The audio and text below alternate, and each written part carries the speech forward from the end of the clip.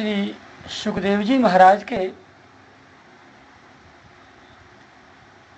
जन्म प्रसंग को सुनने के बाद समस्त उपस्थित 88,000 शौनकादिक ऋषियों ने श्री सूत जी महाराज की भूरिभूरि प्रशंसा की और बड़े विनम्र भाव से कुछ जिज्ञासाएं व्यक्त की।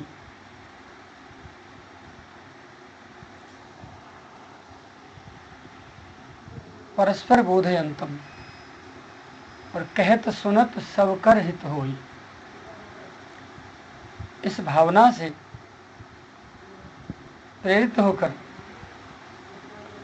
और भगवान की रसीली कथाओं के सुनने के रसज्ञ मर्मज्ञ और पिपासु होने के कारण सबके अग्रगणी श्री शौनक जी ने सूत जी से प्रश्न किया, यानी सबकी ओर से प्रश्न किया, और एक नहीं प्रश्न 6 किए। सबसे पहला प्रश्न है, अज्ञान अध्वांत विध्वंस कोटि सूर्य सम प्रभ सूताख्याहि कथासारम्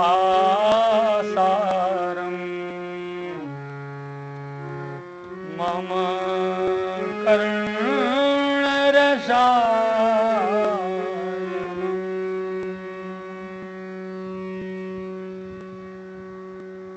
हे सूत जी महाराज, आपका ज्ञान संपूर्ण जीव मात्र के अज्ञान अंधकार को नष्ट करने के लिए करोड़ों सूर्यों के समान है। आप हमारे कानों के लिए रसायन अमृत स्वरूप सार गर्भित कथा कहिए, जिसे सुनकर हमारे मन, बुद्धि, प्राण और आत्मा उस रस में सराबोर हो जाए। तो कृपा कीजिए, आप तो भगवान की सुंदर सुंदर कथाएं कहने में बहुत ही प्रवीण हैं, इसलिए आप हमें हमारे प्रभु की कथा सुनाइए, जिससे हमारा अज्ञान रूपी अंधकार नष्ट हो जाए। पहला प्रश्न। अब दूसरा प्रश्न, भक्ति ज्ञान विरागाप्तो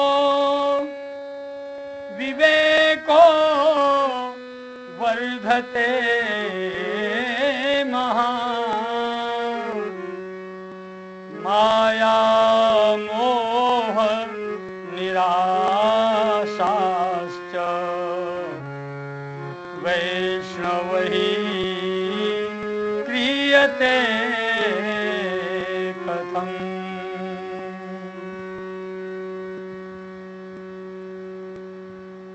इहि घोरे कलौ प्रायो जीवश्चा सुरतांगतः क्लेशाक्रान्तस्य तस्यैव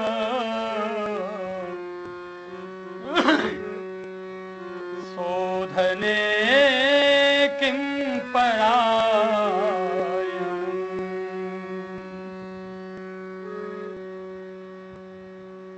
और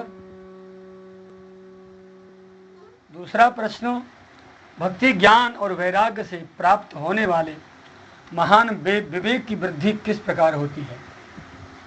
विवेक प्राप्त तो कर लिया जाता है, लेकिन उसकी वृद्धि कोई कोई कर पाता है। विवेक होने के बावजूद भी उसको व्यावहारिक रूप से क्रिया में नहीं ला पाते, तो होना न होना एक जैसा है। ज्ञान और विवेक दोनों में अंतर है। ज्ञान तो किसी वस्तु की जानकारी का नाम है और विवेक उस जानकारी को व्यवहार में लाने का नाम है। किसी चीज की, किसी बात की, किसी वस्तु की हमें जानकारी हो गई तो उसके विषय में हमको ज्ञान है ऐसा माना जाता है, और उस ज्ञानित वस्तु को प्रैक्टिकली किस प्रकार से व्यवहार में लाना है, कैसे कैसे उसको जीवन में प्रयोग करना है, इस प्रयोग क्रिया का नाम विवेक है। तो दूसरा प्रश्न किया कि भक्ति, ज्ञान और वैराग्य से प्राप्त होने वाले महान विवेक की वृद्धि किस प्रकार होती है। आप कृपा करके हमारा दूसरा ये प्रश्न हमें समझाइए। तीसरा, वैष्णव लोग इस माया मोह से किस प्रकार अपना पीछा छुड़ाते हैं।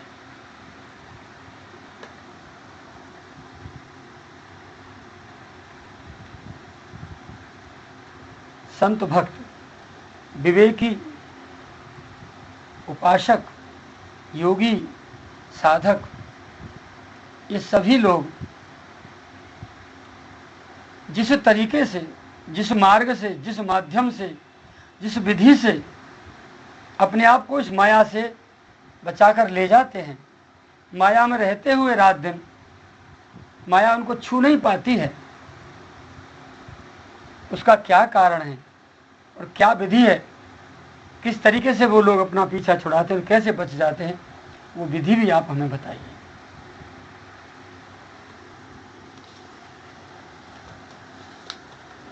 अब चौथा प्रश्न, इस घोर कली काल में जीव प्रायः आसुरी स्वभाव के हो गए हैं।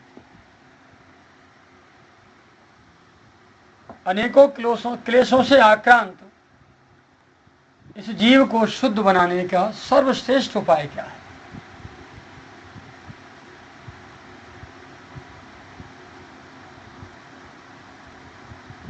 अब पांचवा प्रश्न है, श्रेयसाम यद्भवेत् श्रेयः पावनानां च पावनम्। श्रीकृष्ण प्राप्तिकरं शाश्वत, श्रीकृष्ण प्राप्ति करम शाश्वत साधनम तद्वदाधुना, साधनम तद्वदाधुना।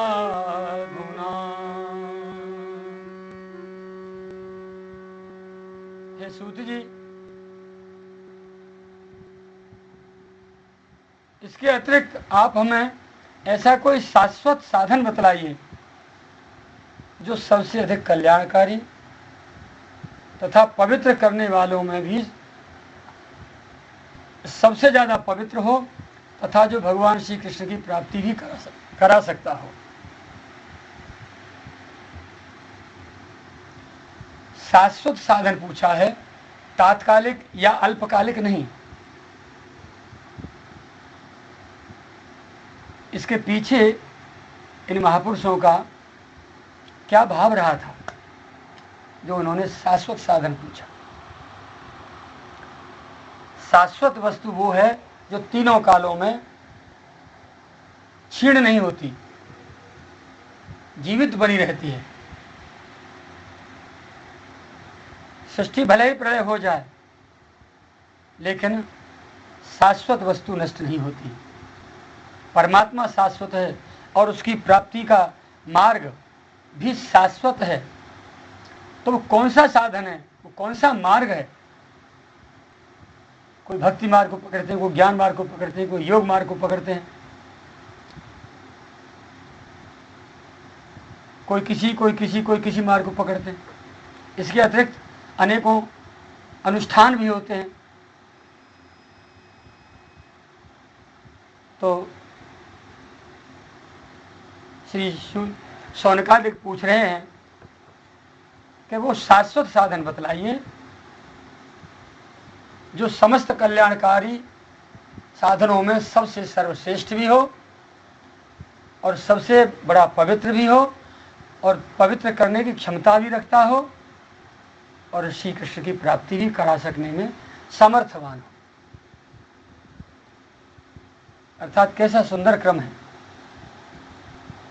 कि पहले जीव के विकारी अंतःकरण को, पापी अपराधी अंतःकरण को पहले तो पवित्र कर दे और पवित्र करके फिर श्री कृष्ण की प्राप्ति के शाश्वत साधन में लगा दे। ऐसा कोई विधि विधान, ऐसा कोई साधन आप हमें बताइए।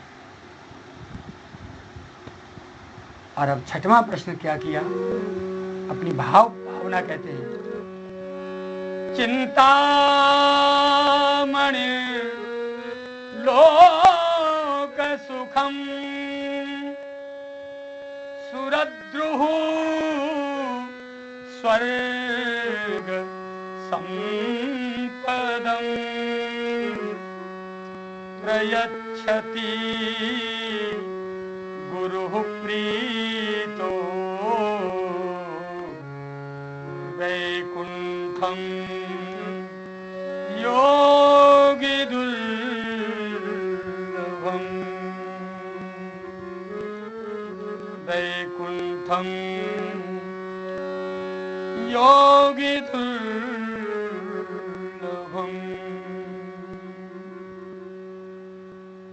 वैकुंठं योगी दुर्लभम। हे सूत जी महाराज, देखिए इतना तो हम जानते हैं कि चिंतामणि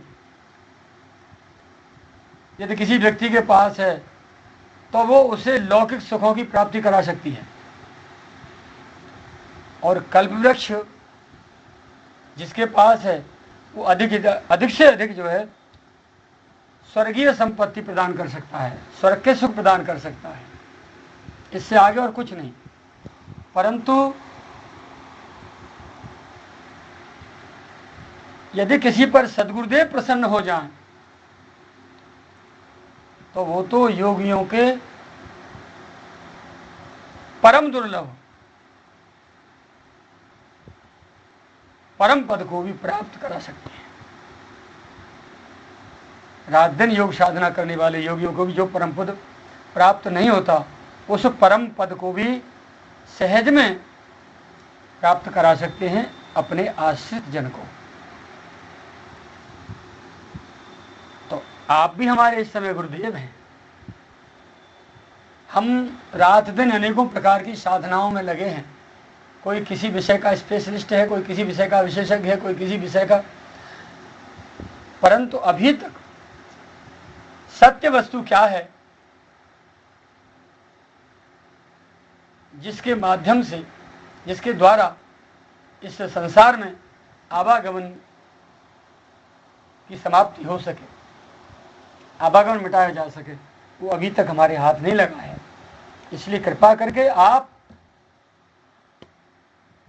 हमें वो शाश्वत साधन बतलाइए जिससे श्री कृष्ण की प्राप्ति भी हो जाए और देहावसान बाद उनके परम पद की प्राप्ति भी हो जाए, हमारा आवागमन मिट जाए। आहा हा। देखिए, महापुरुषों के पास लोग जाते हैं, हम सभी लोग जाते हैं संतों के पास, और जाकर के वहाँ केवल लौकिक वस्तुओं की बात ही पूछते हैं, संसारी कामना लेकर जाते हैं और संसारी वस्तु की प्राप्ति के लिए ही उनसे उपाय पूछते हैं। इससे महापुरुषों को बहुत ही आंतरिक अपार क्लेश होता है। अब व्यवहार निभाने के लिए वो भले ही हमको बता दें,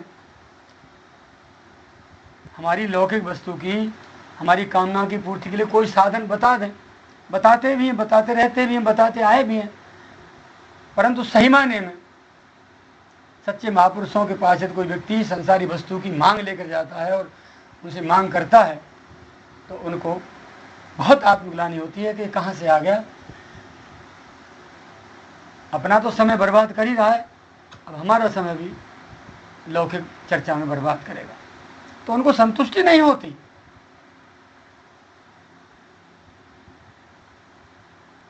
इसलिए जब भी कभी संतों के पास जाया जाए तो अपनी भौतिक जीवन को तो प्रारब्ध के ऊपर छोड़ दिया जाए। सुख दुख, लाभ हानि, संयोग वियोग, मान अपमान, जीवन मृत्यु, ये सारे के सारे प्रत्येक प्राणी को, प्रत्येक जीव को प्रारब्धानुसार और भगवदीय विधान के अनुसार दोनों के संयोग से ये व्यवस्था चलती है और जीव को प्राप्त होते रहते हैं और उनसे जीव छुटकारा पाता रहता है। किंतु भगवत भक्ति, भगवान की प्राप्ति, संत दर्शन और निष्काम भगवत प्राप्ति की इच्छा, ये प्रारब्ध के अनुसार प्राप्त नहीं होते। ये तो प्रभु की स्पेशल, अद्वितीय और व्यक्तिगत कृपा से प्राप्त होते हैं। जब द्रवहि दीन दयाल राघव, तब साधु संगत पाइए। संत विशुद्ध मिलय परते ही, चितवहि राम कृपा कर जेहि। संत शब्द का शाब्दिक अर्थ ही जहाँ सबका अंत, वो संत जो माया से परे हो चुका है वो संत। लेकिन यहाँ विशुद्ध संत की बात कही है, उससे भी ऊपर एक डिग्री है। संत वो जो स्वयं इस संसार से सब प्रकार से मुक्त होकर के, सबका अंत करके अपने जीवन में से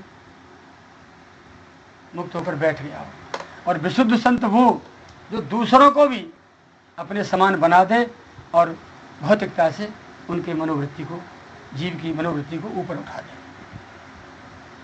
अर्थात जिसके चिंतन मात्र से, जिसकी याद करने मात्र से, जिसकी संगति मात्र से, जिसकी वाणी अध्ययन करने मात्र से, जिसको दर्शन करने मात्र से जीव भी जो है भौतिक जीवन से ऊपर उठ जाए, अपनी जड़ता से ऊपर आ जाए, वो विशुद्ध संत।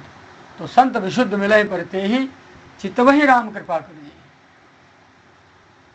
जब भी कभी आपके जीवन में ऐसे महापुरुषों का सानिध्य प्राप्त हो, उनके समीप बैठने का सौभाग्य प्राप्त हो, प्रभु कृपा से उनके दर्शन का लाभ हो, उनकी कृपा प्राप्त हुई हो, तो मेरे भाई बहन आपके श्री चरणों में बार बार प्रार्थना, विनम्र निवेदन करता हूँ कि उनके समक्ष कभी कोई भौतिक वस्तु की प्राप्ति का कोई प्रश्न या जिज्ञासा मत कर दें।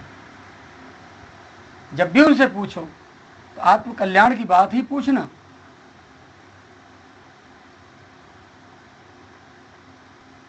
भगवान के श्री चरणों में निष्काम, निस्वार्थ, निर्विकारी प्रेम और भक्ति कैसे हो, ये पूछना। न कि बेटा कैसे मिल जाए, कि मुकदमा कैसे जीत जाए, कि मकान कैसे बन जाए, कि धन की प्राप्ति कैसे हो जाए, कि हम जो है चुनाव में कैसे जीत जाएं। ये सारे भौतिकता की जो बातें हैं, इनमें से कोई भी जिज्ञासा महापुरुष से मत कर बैठना। अन्यथा यदि वो भीतर ही भीतर आपसे दुख पा गए तो आपका बना बनाया खेल भी बिगड़ सकता है, गांठ की पूंजी भी आपकी जा सकती है, और पता नहीं जीवन में कौन सी बहुत बड़ी हानि हो। आत्मकल्याण के विचार से तो भौतिकता का नष्ट होना एक बहुत अच्छा शुभ परिणाम है,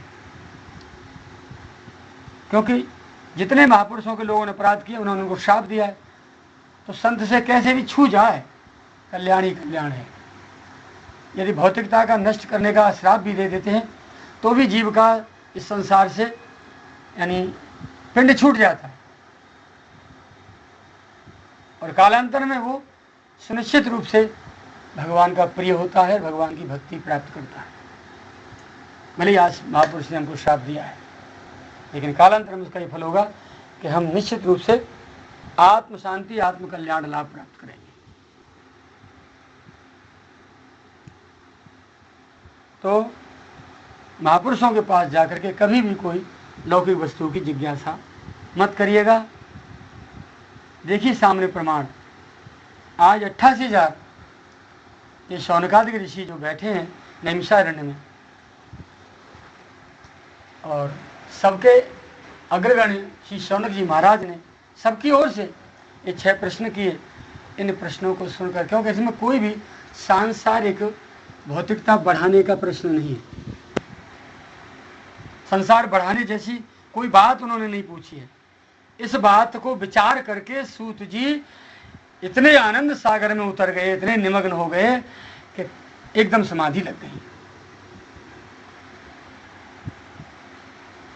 और बोले कि हे शौनकादिक ऋषियों, हे महापुरुषों, बार बार अभिनंदन, बार बार अभिवंदन, साधुवाद, अनंत कोटि साधुवाद आपके इन प्रश्नों पर। आप सभी के हृदय में भगवान के प्रति अपार प्रेम है, इसलिए मैं तुम्हें जन्म मृत्यु का नाश करने वाला, भक्ति के प्रवाह को बढ़ाने वाला और श्री कृष्ण की प्रसन्नता का प्रधान साधन आप सबको बतलाता हूं। आप सावधान होकर सुनिए।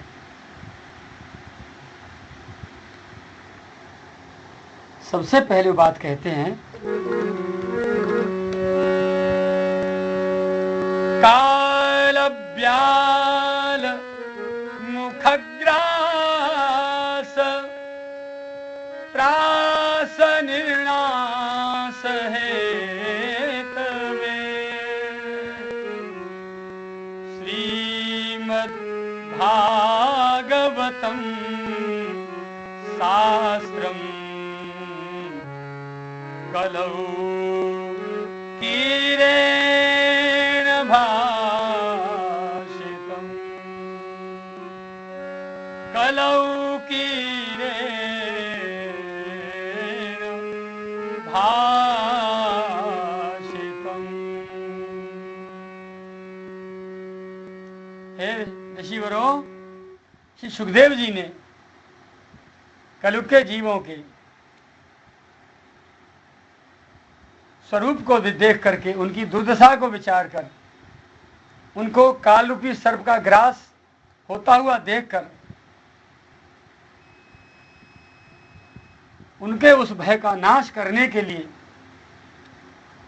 श्रीमद् भागवत शास्त्र का प्रवचन किया है।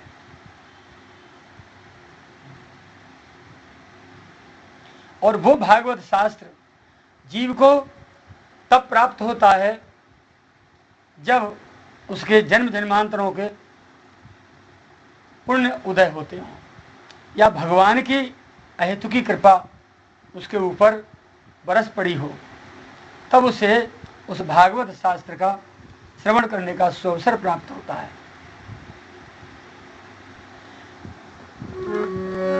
एतस्मात् परं किंचिन मनः शुद्धैन विद्यते जन्मांतरे भवेत् पुण्यं तदा भागवते लभे। जन्मांतरे भवेत् पुण्यं तदा भागवते लभे। मन की शुद्धि के लिए इससे बढ़कर कोई दूसरा साधन नहीं है। जब जीव के जन्म जन्मांतरों के पुण्य का उदय होता है तभी उसे श्रीमद् भागवत शास्त्र की प्राप्ति होती है। और देखिए ऋषिवरों,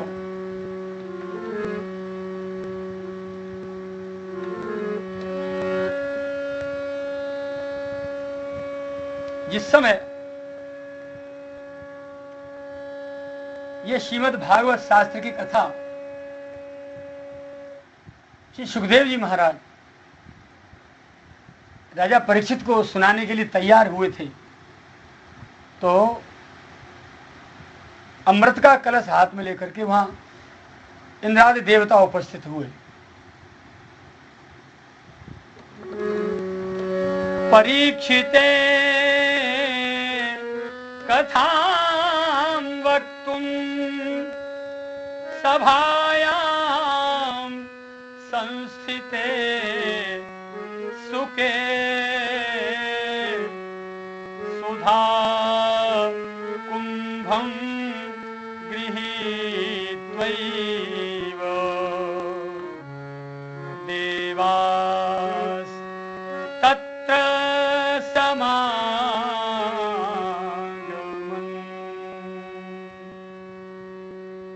सुधा कुंभं गृहीत्वैव देवास्तत्र समागमन्।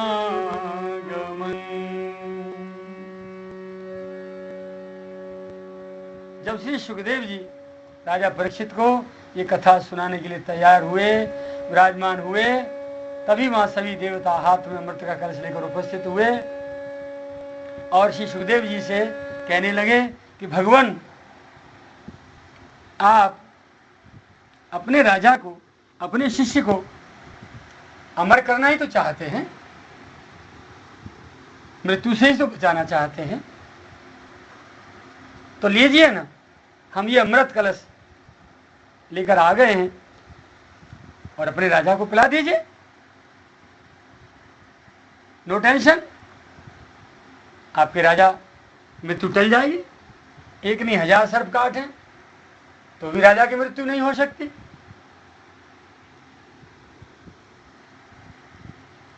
श्री सुखदेव जी बोले, देवताओं, तुम आज सहज में इधर ये अमृत कलश लेकर कैसे उपस्थित हो गए? तुम तो पक्के स्वार्थी हो, बिना स्वार्थ के तो आप जो है कहीं झांकते भी नहीं हो, फिर आज बिना बुलाए सहज में इधर कैसे आ गए? उत्तर में देवता बोले, भगवान, आप ये कथामृत जो राजा को पिला रहे हैं, हमारा अमृत कलश लेकर राजा को पिला दीजिए, वो मुक्त हो जाएगा, मृत्यु से बच जाएगा, और आप अपना कथा अमृत आप हमें पिला दीजिए, आप हमें प्रदान करिए, क्योंकि स्वर्ग में सारी सुख संपदाएं मौजूद हैं, सब विराजमान हैं, सारे सुख, सारे वैभव, और रात दिन हम ऐश्वर्य में जीवन जीते जीते ऊब चुके हैं, लेकिन कल्पांत में फिर हमारी मृत्यु होगी, हमारा नाश होगा, और पुनः फिर सृष्टि की रचना होगी। तब फिर जो है कोई जरूरी नहीं कि हमको पुनः फिर देवताओं का पद प्राप्त हो जाए, देवलोक की प्राप्ति हो। तो देवलोक के सारे सुख भी ये स्थायी नहीं है भगवान, ऐसा विचार करके हम आपकी शरण में आए हैं। आप हमें ये कथामृत पान करा के हमेशा के लिए अमर कर दीजिए। भले ही हमारे शरीर रहे या न रहे, लेकिन हम अमर हो जाएंगे, जीते जी मुक्त हो जाएंगे और अमर हो जाएंगे। तो ऐसी कृपा करिए, आपका ये कथामृत आप हमें दे दीजिए, और ये हमारा कलशामृत आप अपने राजा को पिला दीजिए, तो आपको इतना परिश्रम नहीं करना पड़ेगा। देवताओं की बात सुन करके सुखदेव जी ने उनको बुरी तरह फटकार दिया, और फटकारते हुए कहा, अरे देवताओं, तुम्हारे इस अमृत में क्या विशेषता है, जरा बताओ तो। फिर हमारे कथामृत में जो विशेषता है वो हम बताएंगे। तुम्हारा ये अमृत केवल शरीर को अमर कर सकता है, शरीर को किसी भी जीव को पिला दिया जाए तो उसको अमर कर सकता है, और वो भी एक कल्प के लिए। उसके बाद उन्हें नाश होना है, इसकी अवधि है आपके अमृत की, बस। इसके अतिरिक्त और कोई विशेषता नहीं है। और हमारे इस कथामृत की विशेषता, जीव का अंतःकरण, सबसे पहले अंतःकरण विकारों से मुक्त होकर के अमर होता है, रस में डूबता है,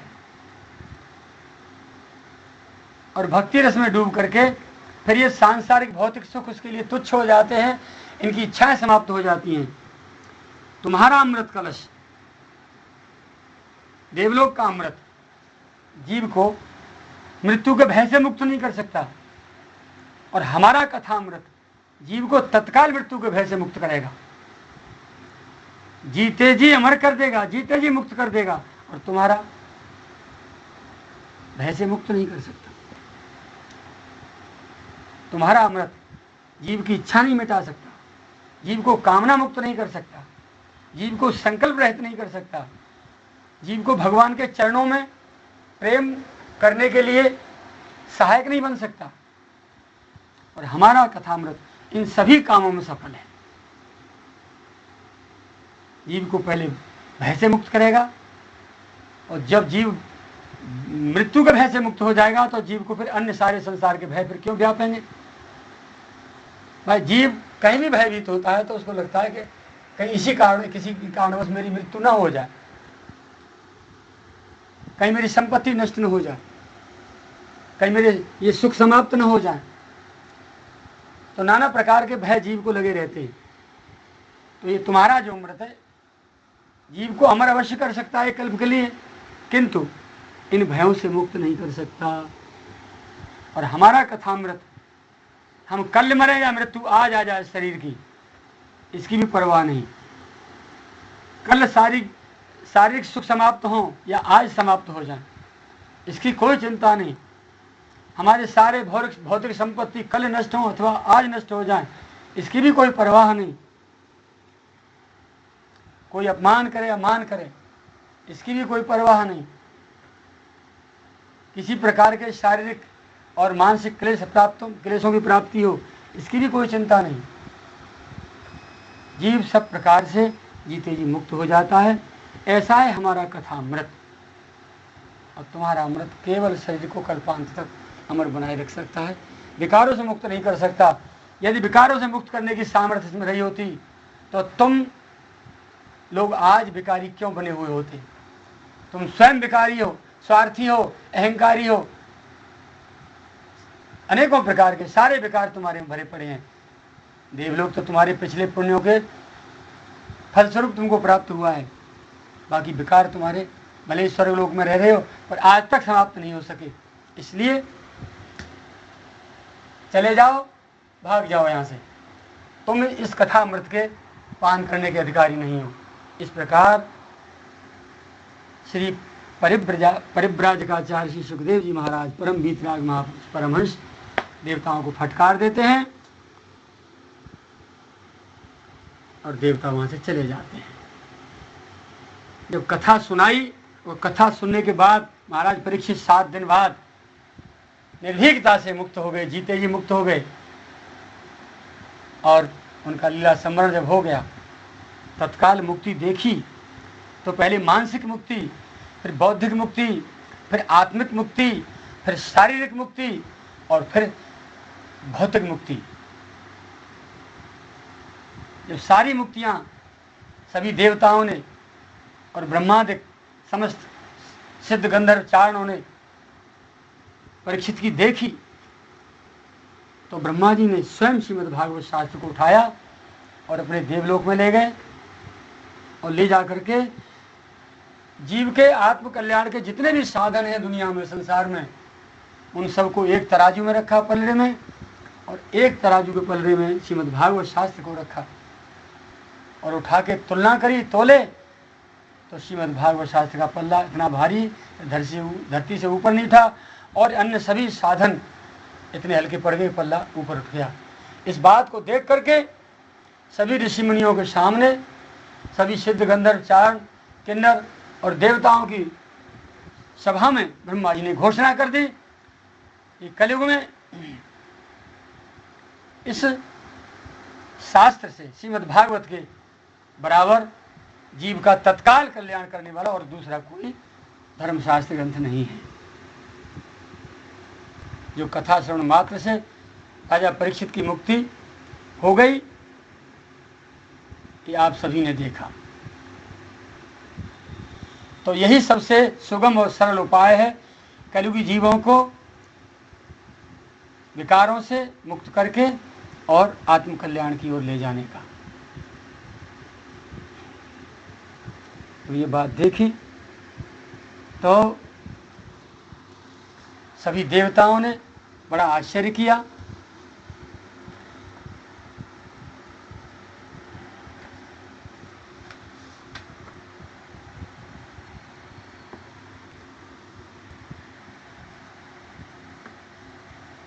ब्रह्मा जी ने ये कथा, ये श्रीमद् भागवत शास्त्र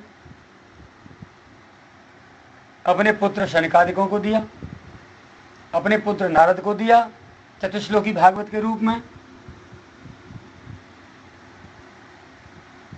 और देवर्षि नारद ने फिर श्री वेदव्यास जी महाराज को प्रदान किया।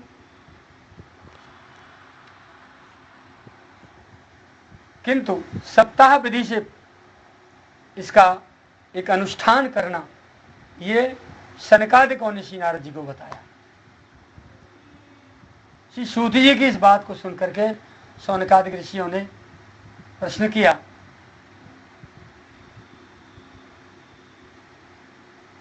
कि सांसारिक प्रपंच से मुक्त एवं विचरणशील नारद जी का सनकादिक से कहाँ समागम हुआ, कहाँ संयोग हुआ, क्योंकि वो तो निरंतर विचरण करते रहते हैं, कहीं रुकते नहीं। और फिर विधि विधान के श्रवण में उनकी प्रीति कैसे हुई,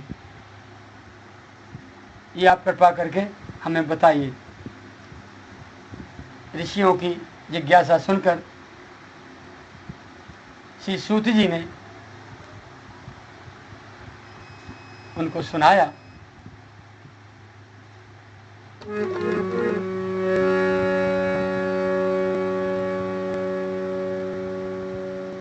और सूत जी ने यह भी बात कही कि हे सौनकादिक ऋषियों, श्री सुखदेव जी ने अपना परम प्रिय शिष्य मानकर मुझे बताया था कि एक दिन चारों सनकादिक विशालापुरी में सत्संग के लिए आए थे, तब सहसा उनकी भेंट वहां श्री नारद जी के साथ हुई थी। वो प्रसंग मैं तुम्हें सुनाता हूं, अब तुम सुनो। एकदा ही विशालायाम चत्वार ऋषयो मलाः सत्संगार्थं समायाता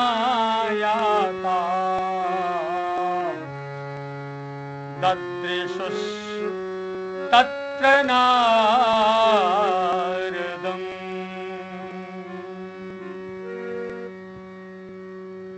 एक दिन विशालापुरी यानी बद्री विशाल बद्रीनाथ धाम में चारों निर्मल ऋषि कुमार सनकादिक सत्संग के लिए वहां आए थे। इन चारों भाइयों में ये आशा बसन व्यसन यते नहीं, रघुपति चरित हो तहाँ सो नहीं। जहाँ भी कहीं भगवत कथा होती है वहाँ किसी न किसी रूप में ये चारों सनकादिक कुमार उपस्थित हो जाते हैं। देखत बालक बहुकालीना, हमेशा 5 वर्ष के रहते हैं, देखने में 5 वर्ष के शिशु हैं, और उम्र बहुकालीना। ब्रह्मा जी के सर्वप्रथम सृष्टि के 4 मानस पुत्र हैं जो मन से प्रकट किए थे। इनका एक ही काम है, जब ब्रह्मा जी ने इनसे कहा था कि तुम सृष्टि में मेरा सहयोग करो, तो इन्होंने हाथ जोड़ के चरणों में प्रार्थना कर दी कि पिताश्री हम ये कार्य नहीं कर पाएंगे, हमें तो आप आशीर्वाद दीजिए कि हम निरंतर विकार मुक्त होकर हमेशा 5 वर्ष की आयु में और अपने प्रभु का गुणगान गाते फिरें और कथा श्रवण करते फिरें। तो वे ही चारों सनकादिक यहाँ आज बद्री विशाल में आए थे। इनमें से एक भाई कथा कहता है और 3 सुनते हैं, फिर दूसरा बैठ जाता है व्यासपीठ पे, फिर वो हट के नीचे आते हैं, 3 सुनते हैं। ऐसे बारी बारी से चारों वक्ता हैं और चारों श्रोता हैं। तो इस सत्संग के लिए बद्री विशाल में आए हुए थे। तभी अचानक बड़ी चिंतातुर, बड़े व्याकुल, जैसे मानो सब कुछ लुट गया हो, ऐसे विषादग्रस्त मुखाकृति से अपने छोटे भाई श्री नारद जी को उन्होंने देखा और देखते ही वो उनसे पूछ बैठे, अरे देवर्षि क्या बात है? कथम ब्रह्मन् दीनमुखः कुतश्चिन्ता तुरो भवान्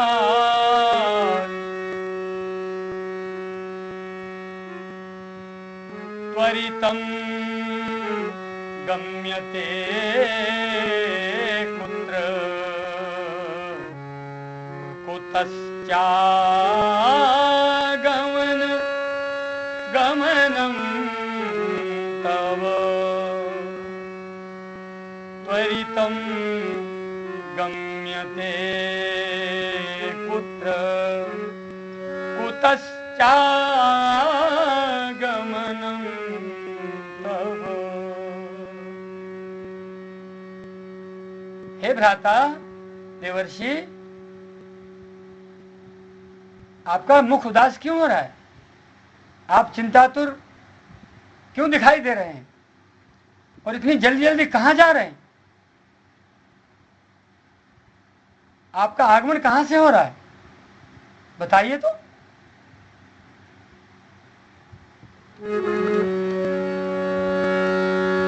इदानीं शून्यचित्तोऽसि गतवित्तो यथा जनः तदेवं मुक्तसंगस्य नोचितं वद कारणम्।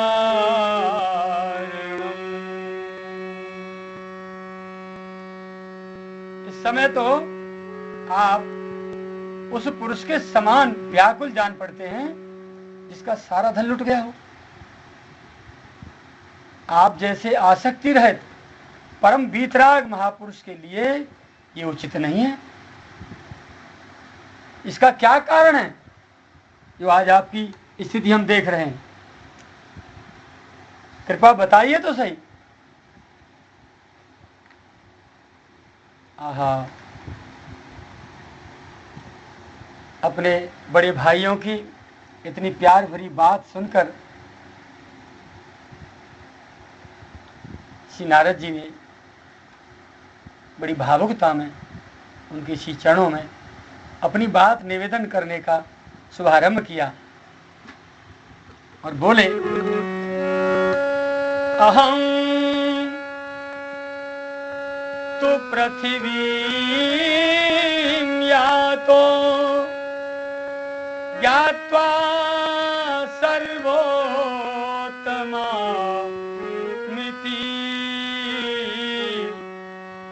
पुष्करं च प्रयागं च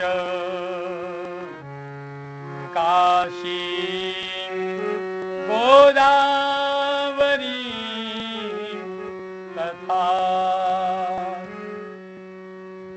हरिक्षेत्रं कुरुक्षेत्रं हरिक्षेत्रं कुरुक्षेत्रं श्रीरंगं सेतु धनम् एवमादिषु तीर्थेषु भ्रममाणम् इतस्ततः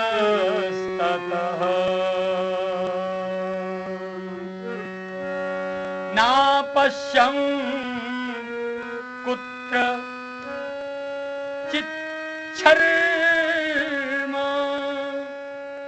मनः संतोषकारकम्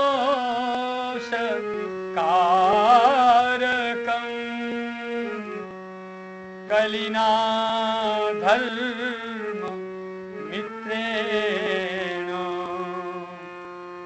धरेयम् बाधिताधुना।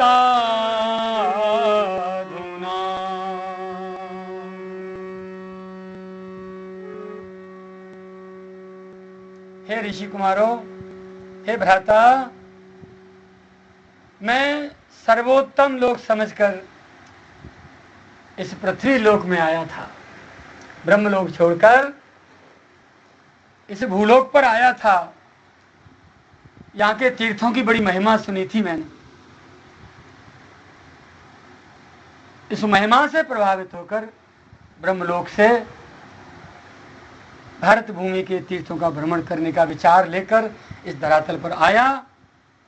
और यहाँ आकर मैंने पुष्कर, प्रयाग, काशी, गोदावरी यानी नासिक, हरिद्वार, कुरुक्षेत्र, श्रीरंगम और सेतुबंध आदि भारत के समस्त तीर्थों की यात्रा की, उनका दर्शन किया।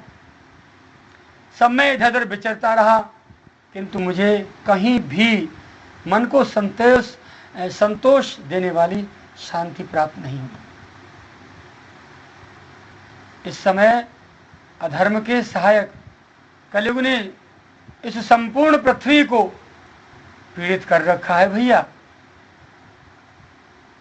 इस बात को देख करके मेरा चित्त बहुत उद्विग्न हो गया। अब यहाँ सत्य, तप, शौच, दया, दान आदि कुछ भी नहीं है। इस भूतल पर कुछ भी तो बचा नहीं। बेचारे जीव केवल अपना पेट पालने में लगे हुए हैं। उन्हें धर्म धर्म का विचार ही नहीं है। वे सारे के सारे जीव लगभग असत्यभाषी, आलसी, मंदबुद्धि, भाग्यहीन, उपद्रवग्रस्त हो गए हैं। जो साधु संत कहे जाते हैं ना, वे पूरे पाखंडी हो गए भैया। देखने में तो वे बड़े विरक्त हैं, किंतु स्त्री धन आदि सभी का परिग्रह करते हैं। घरों में स्त्रियां अपना शासन चला रही हैं। भाई बंधुओं को, माता पिता को छोड़कर साले साली सलाहकार बने हुए हैं। लोभ से पीड़ित होकर, प्रभावित होकर लोग अपनी कन्याओं का विक्रय करने लगे हैं। रात दिन स्त्री पुरुषों में कलह मचा रहता है। हाई हाई बीत रही है चारों तरफ। अरे महात्माओं के आश्रम, तीर्थ और नदियों पर विधर्मियों का अधिकार हो गया है। उन दुष्टों ने बहुत से देवालय भी नष्ट कर दिए हैं। इस समय यहाँ ना कोई योगी है, ना कोई सिद्ध है, ना कोई ज्ञानी है, और ना सत्कर्म करने वाला ही कोई है। सारे साधन इस समय कलियुग रूपी दानव ने ग्रास कर लिए हैं।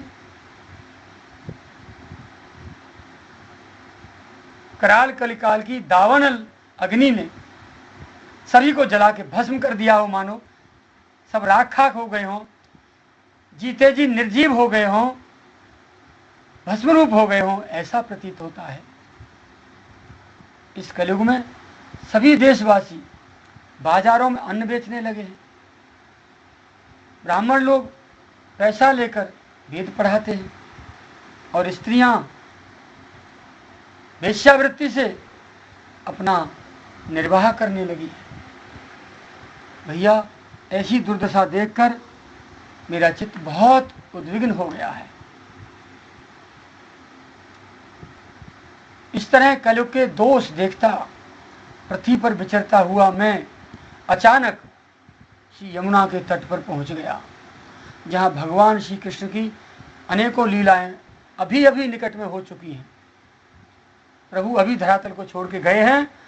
उस ब्रज क्षेत्र में मैं श्री यमुना के किनारे गया तो मुनिवरों, मैंने वहां क्या देखा?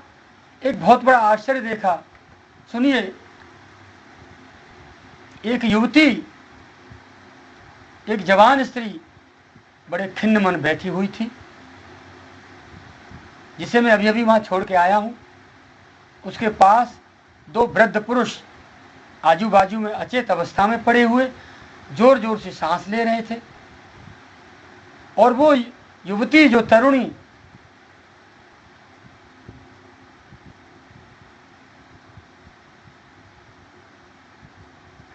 उनकी सेवा करती हुई, उन वृद्ध पुरुषों की सेवा करती हुई, कभी उन्हें चेत कराने का प्रयास करती थी तो कभी उनके आगे रोने लग जाती थी।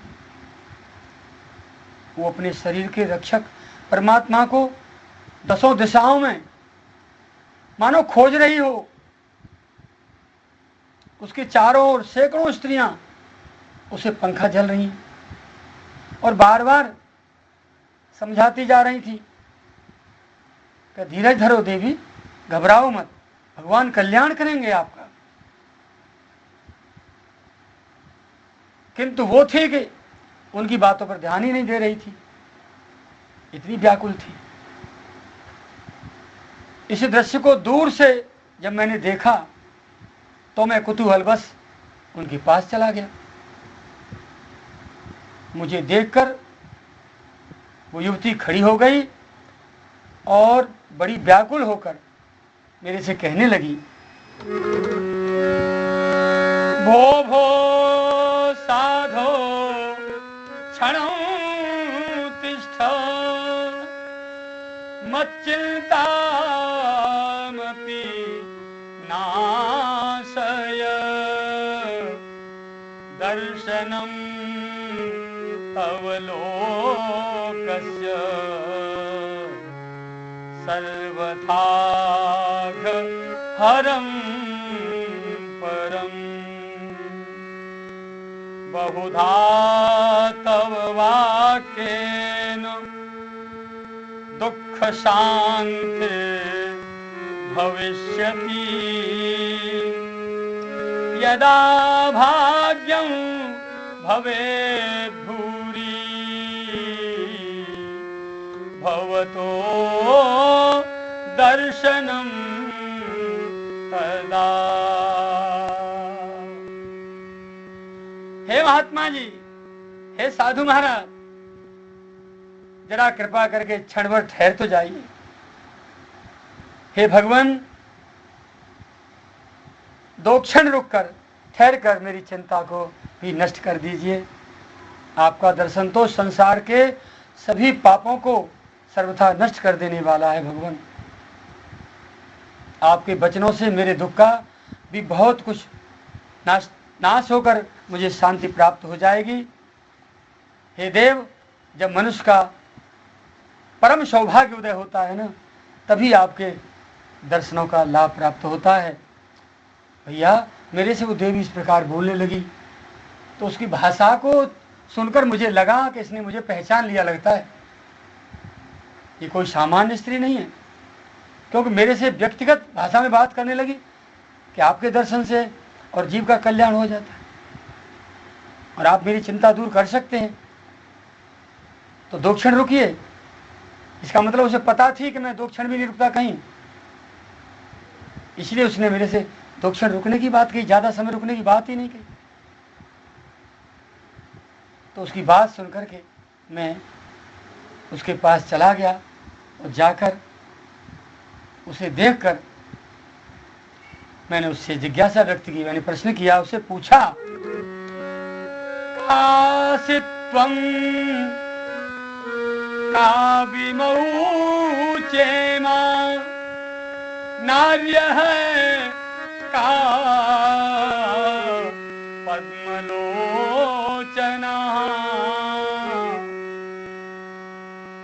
देवि सविस्तारम्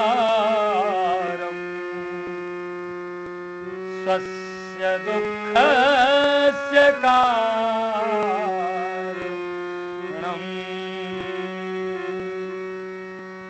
वद देवि सविस्तारम् स्वस्य दुःखस्य कारणम्।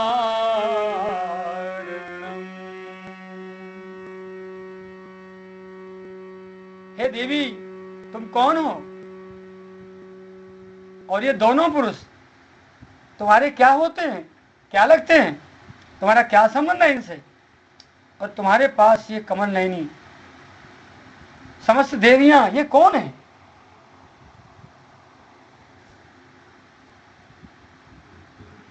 तुम विस्तार से अपना दुख और दुख का कारण हमें बताइए। किस लिए आपने हमें रोका और किस लिए अपने पास बुलाया और हमसे क्या सेवा चाहती हैं, आप बताइए। श्री नारद जी की दयापूर्ण भरी वाणी सुनकर भक्ति महारानी बोल पड़ी।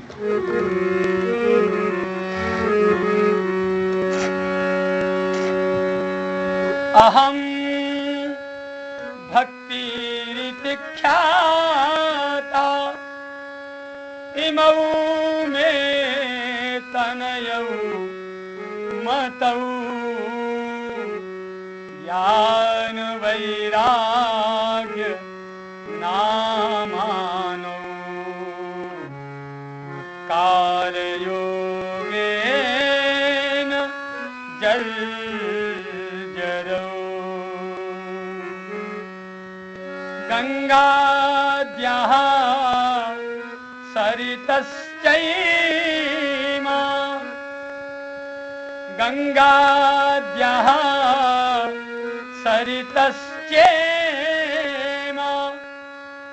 मत्सेवार्थं समागताः तथापि न च मे श्रेयः सेवितायाः सुरैरपि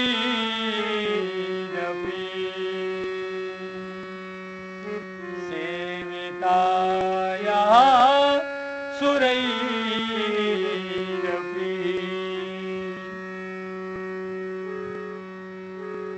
हे संत भगवान, हे बाबा जी महाराज, मेरा नाम भक्ति है और ये दोनों मेरे आसपास आजू बाजू बेसुध अवस्था में पड़े हुए मेरे ज्ञान वैराग्य नामक पुत्र हैं। समय के फेर से ये ऐसे जर्जर हो गए हैं और ये देवियां जो मेरी सेवा में लगी हैं, ये गंगा जी आदि समस्त नदियां हैं, ये सब मेरी सेवा करने के लिए ही यहाँ आई हैं। इस प्रकार साक्षात देवियों के द्वारा सेवित होने पर भी मुझे सुख और शांति नहीं मिल रही है भगवान। हे तपोधन, अब ध्यान देकर मेरा वृत्तांत सुनिए। मेरी कथा वैसे तो प्रसिद्ध है, फिर भी उसे सुनकर आप मुझे शांति प्रदान करेंगे, ऐसा मेरा पूरा विश्वास है। मैं द्रविड़ देश में उत्पन्न हुई, कर्नाटक में पली पोसी बड़ी हुई, कहीं कहीं महाराष्ट्र में सम्मानित हुई, किंतु गुजरात में मुझको बुढ़ापे ने आ घेरा। वहां तो ये दशा हो गई मेरी कि पूछो मत। इतना बुढ़ापा मेरे पर आ गया कि मैं व्याकुल हो उठी।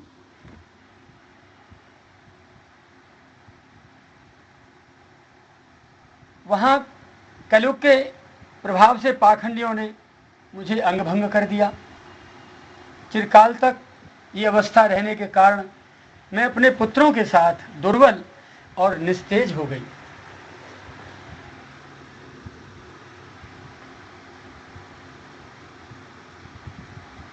अब जब से मैं वृंदावन आई हूं तब से पुनः परम सुंदरी, सुंदर रूपवती नभूति हो गई हूं, किंतु सामने पड़े हुए ये मेरे दोनों पुत्र थके हारे थके दुखी हो रहे हैं। अब मैं ये स्थान छोड़कर अन्यत्र जाना चाहती हूँ। ये यहाँ जर्जर हो गए, वृद्ध हो गए हैं और मैं तरुणी हो गई हूँ। इसी दुख से मैं यहाँ दुखी हूँ। हम तीनों साथ साथ रहने वाले हैं, फिर ये विपरीतता क्यों आई? होना तो ये चाहिए था कि मैं माँ होने के कारण वृद्धा होनी चाहिए थी और मेरे पुत्र दोनों तरुण होने चाहिए थे, किंतु उल्टा हो गया कि माँ जवान हो गई और बेटा वृद्ध हो गए। हे ऋषिराज, हे देवर्षि महाराज, अब मैं इसी से आश्चर्यचकित चित्त से अपनी इस अवस्था पर शोक करती रहती हूँ।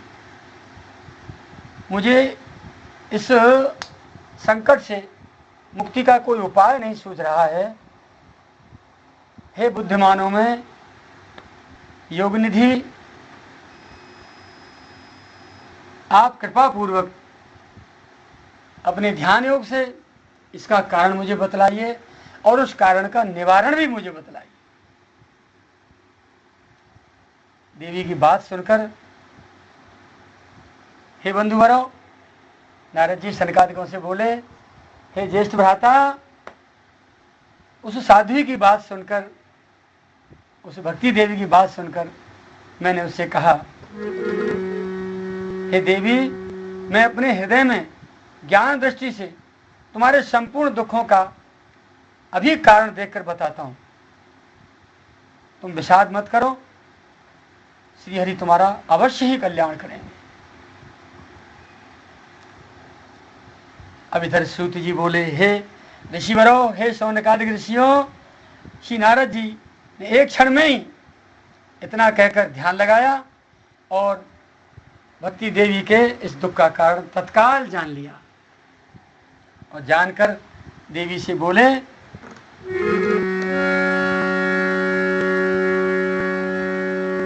शृणुस्वा वहिता वाले, शृणुस्वा वहिता वाले, युगोऽयं दारुणः कलिः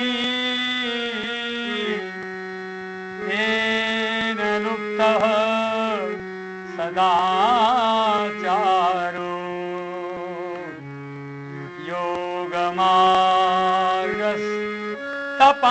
योगमार्गस्तपांसि च जना अघासुरायन्ते साध्य दुष्कर्म कारिणः इह सन्तो विसीदन्ति प्रहृष्यन्ति ह्यसाधवः प्रहृष्यन्ति ह्यसाधवः भक्ते धैर्यं तु यो धीमान् सधीरः पंडितोऽथवा। हे देवी, सावधान होकर सुनो, ये दारुण कलयुग है। इसी से इस समय सदाचार, योग मार्ग और तप आदि सभी लुप्त हो गए हैं। लोग सठता और दुष्कर्म में लगकर अघासुर बन रहे हैं। संसार में जहां देखो वहां सत्पुरुष दुख से मिलान है और दुष्ट सुखी हो रहे हैं।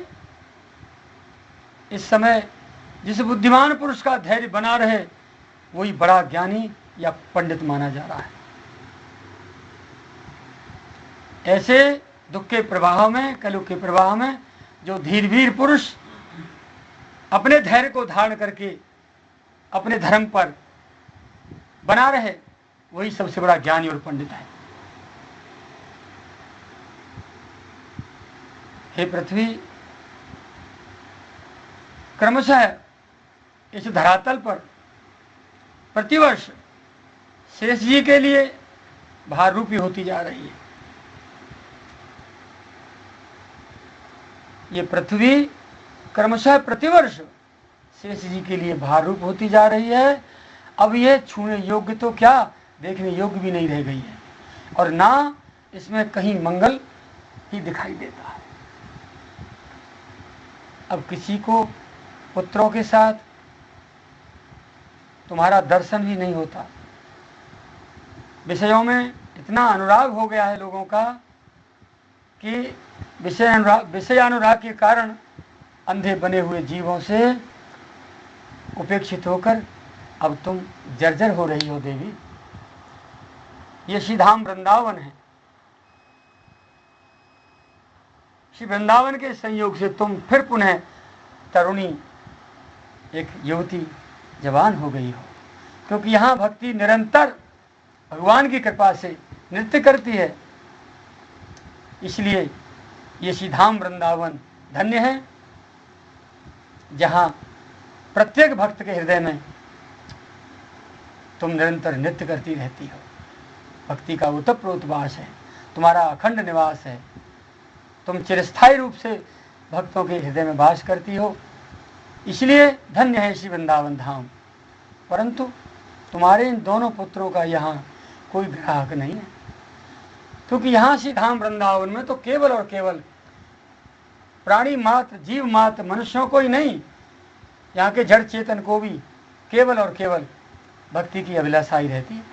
भक्ति के ही ग्राहक है, सब तुम्हारे ही ग्राहक हैं, ज्ञान वैराग्य के ग्राहक कोई नहीं।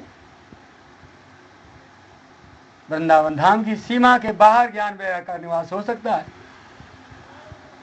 किंतु इस ब्रजधाम में तो केवल और केवल सर्वत्र भक्ति का ही साम्राज्य है। इसलिए तुम यहाँ तरुणी हो गई हो और उपेक्षा के कारण तुम्हारे ये दोनों पुत्र वयोवृद्ध हो रहे हैं, बुढ़ापे को प्राप्त हो गए हैं। इसीलिए इनका बुढ़ापा नहीं टूट रहा है। परंतु भगवान की इस चरण भूमि को, महापुरुषों की, ब्रज देवियों की, गोपियों की इस पावन चरण रज को स्पर्श पाकर ये जो आपके दोनों पुत्र हैं ना, जिनको आप बेसुध बता रही हैं, निद्रा में लीन हैं, ऐसा जान रही हैं, ऐसा मान रही हैं, ऐसी बात नहीं है। इनको आत्म सुख की प्राप्ति हो रही है रज में लौटने से, इसलिए ये समाधि में लीन हो चुके हैं, समाधि में मगन हैं, न कि बुढ़ापे के कारण इन पर कोई निद्रा सवार हो गई हो। श्री नारद जी महाराज की बात सुनकर भक्ति देवी ने कहा, भगवान, मैंने सुना था कि राजा परीक्षित से कलयुग का मिलन हुआ था, संवाद हुआ था। जब कलयुग के कारण जीवों की और हमारी ऐसी दुर्दशा है, तो फिर राजा परीक्षित ने इस कलयुग को मार क्यों नहीं डाला था, क्यों छोड़ दिया था, क्यों रहने दिया उन्होंने इसको? इस दुष्ट के आते ही समस्त वस्तुओं का सार न जाने कहां चला गया। और कर्णों में श्री हरि से भी यह अधर्म कैसे देखा जाता है, क्यों इसको सहन कर रहे हैं, इसके द्वारा जो अधर्म हो रहा है चारों तरफ। हे मुनिवर, मेरा इस संदेश दूर कीजिए। आपके वचनों से मुझे बहुत शांति मिल रही है, बड़ी शांति प्राप्त हो रही है। हे कृपालु, परीक्षित ने क्यों इसको छोड़ दिया, क्यों नहीं मारा, और भगवान इसके द्वारा अपने भक्तों की पीड़ा को क्यों सहन कर रहे हैं, अत्याचार, दुराचार, अनाचार, भ्रष्टाचार, इस सब को क्यों सहन कर रहे हैं, ये दोनों बातों का अर्थ आप मुझे बताइए। श्री नारद जी भक्ति की बात सुनकर बोले, यदि पृष्ठस त्वया